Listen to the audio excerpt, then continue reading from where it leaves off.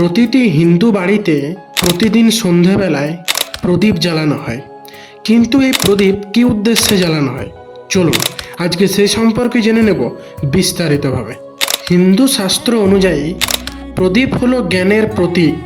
প্রদীপের আলো অন্ধকার দূর করে জ্ঞানের আলো ছড়িয়ে দেয়। তাই সন্ধ্যা প্রদীপ জ্বালানোর মাধ্যমে আমরা শুধু বাড়িতে আলো জ্বালাই না, আমাদের মনেও জ্ঞানের আলো জ্বালাই। প্রদীপের তেল বা ঘি আমাদের গভীর বাসনাগুলিকে প্রতীক করে এবং প্রদীপের মধ্যে যে সলতে দেওয়া হয় সেই সলতেটি প্রতীক করে আমাদের অহংকারকে। তাই প্রতিদিন হিন্দু বাড়িতে প্রদীপ জ্বালানোর রীতি রয়েছে।